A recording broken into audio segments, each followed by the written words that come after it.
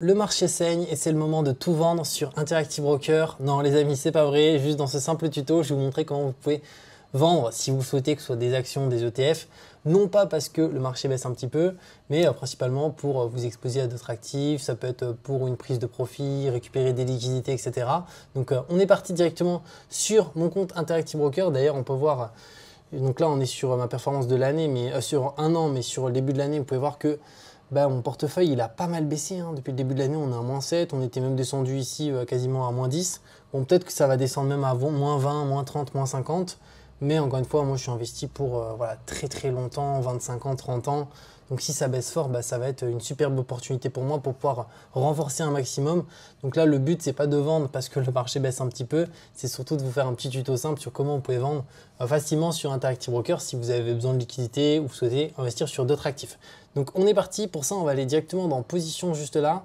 Juste avant, si vous n'avez pas un compte Interactive Broker, d'ailleurs je vous mettrai un lien dans cette vidéo qui vous permet d'ouvrir votre compte gratuitement, que ce soit un PEA ou un compte titre parce que les deux sont disponibles. Alors moi il faut savoir que ce n'est pas un PEA qu'on voit ici, hein. C'est un compte titre que j'ai chez Interactive Broker et pour le coup ça fait plusieurs années et pour moi voilà, ils sont excellents, ça fait partie des meilleurs qu'on a sur le marché.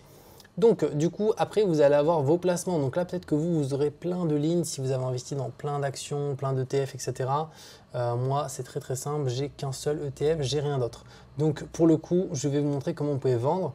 Donc là vous pouvez cliquer sur les trois petits points juste là et vous avez, vous voyez, plusieurs possibilités. Vous avez acheter, vendre et fermer. Vous avez aussi d'autres choses en bas mais on ne va pas forcément l'aborder parce que je ne connais pas forcément l'utilité de chaque élément et surtout c'est pas ce qui va nous intéresser ici.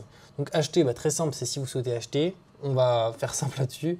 Vendre, ça va être ici qu'on va pouvoir vendre et on a fermé, ça c'est si vous souhaitez clôturer votre position. Donc imaginons que vous avez investi 3000 € sur un ETF S&P 500, vous voulez tout vendre d'un seul coup, vous cliquez sur clôturer, ça va vendre 3000 €, donc votre ligne complète et ensuite votre argent il sera directement dans votre solde euros juste ici ou dollars en fonction de ce que vous avez défini par rapport à votre compte. Donc moi ce que je vais vous partager ici c'est vendre, donc on va cliquer juste là. Donc là vous avez ici un ETF en question qui est l'ETF que j'ai en portefeuille et donc je vais descendre un petit peu plus bas pour pouvoir vous partager un petit peu comment ça se passe. Donc là on a vendre, donc ici automatiquement, je crois que c'est quasiment tous les comptes Interactive Broker, on est sur quantité, à chaque fois il met 100, donc ce qui fait des montants stratosphériques, donc voilà il me dit là 57 000 $ au marché, jour, donc je vais vous expliquer chaque élément. Alors moi pour l'exemple je vais essayer de vous montrer comment on peut vendre pour 500 $. Donc 500 $ dans mon cas c'est un peu, voilà, c'est pas un titre complet, c'est un peu moins. Donc pour ça si vous voulez mettre moins qu'un titre c'est possible, hein. Imaginons que vous mettez 0,97. Voilà, là on peut voir que c'est pas bon, mais je vais mettre 0, tac. Voilà, donc c'est peut-être 0,88. Voilà, 0,88. Bon, si vous voulez vraiment être à 500 $, vous voyez, hein, vous touchez à ça et au bout d'un moment vous allez y arriver. Voilà, nous on va laisser comme ça. Ensuite, qu'est-ce qu'on a comme information un petit peu plus bas? On a là la durée de validité de l'ordre. Donc là, durée de validité du jour, ça veut dire en fait, tant que le marché est ouvert, en fait, l'ordre va s'exécuter dans la journée, directement au marché. Donc là, ça va être très simple, ça va s'exécuter instantanément quand le marché est ouvert. Et ensuite, ici, moi j'avoue, je ne sais pas trop à quoi ça correspond, All of One. Donc ça, j'y touche pas cet élément, je laisse sur No. Et juste le type d'ordre, il y en a réellement deux sur Interactive Broker qui sont les plus connus qu'on peut utiliser, ça va être l'ordre marché. Donc l'ordre marché, c'est que ça s'exécute tout de suite maintenant, quand le marché est ouvert. Et il y a l'ordre limite. Et l'ordre limite, là, ça va être nous qui allons définir un montant à partir duquel on est prêt à vendre l'actif qu'on a en notre possession. Donc imaginons si cet actif-là, on va dire que voilà, il est à 567 $. Et moi, je suis prêt à vendre pour 500 €, mais exclusivement s'il passe, je vais prendre un exemple à 580 $. Donc je peux mettre un ordre limite juste ici et dire mon cours limite, je veux que ça soit 580 $ juste là. Et ensuite, je peux mettre une durée de validité. Donc la durée de validité, soit je mets la date jour ici, donc si ça passe à 580 $ dans la journée, ça s'exécute. Ou sinon, si je veux que ça soit un ordre long terme, je me dis tiens, je pars en vacances et je veux vendre 500 $. Et si jamais ça baisse à tel niveau, ça vend.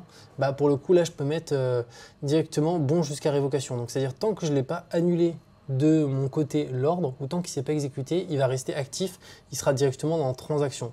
Alors moi ça je le fais pas parce que j'investis vraiment à long terme donc je vends jamais, mais si jamais voilà, vous souhaitez utiliser cette stratégie on va dire un peu plus avancée, c'est possible. Mais dans mon cas moi je suis toujours au marché et juste de ce que j'ai pu entendre, si vous passez par contre des très gros ordres, Là, pour le coup, si vous passez des ordres de plus de 5000 euros, souvent, il faudra plus vous mettre en ordre limite, notamment si vous êtes sur des petites actions ou des ETF avec un encours moins important. Pourquoi? Parce que sinon, au niveau du carnet d'ordre, vous allez être exécuter, et potentiellement, s'il n'y a pas tant de liquidité que ça, vous êtes exécuté sur des prix qui ne sont pas forcément intéressants. Après, c'est sur des très très gros ETF ou très très grosses actions. Si vous faites ça sur Apple, sur une très grosse place boursière, vous pouvez vous mettre au marché. Même quelqu'un qui passe un ordre, bon, peut-être pas 1 million d'euros, mais je pense voilà, sur des très très gros marchés, 1 million d'euros, je pense que le truc s'exécute et on a à peu près le même prix.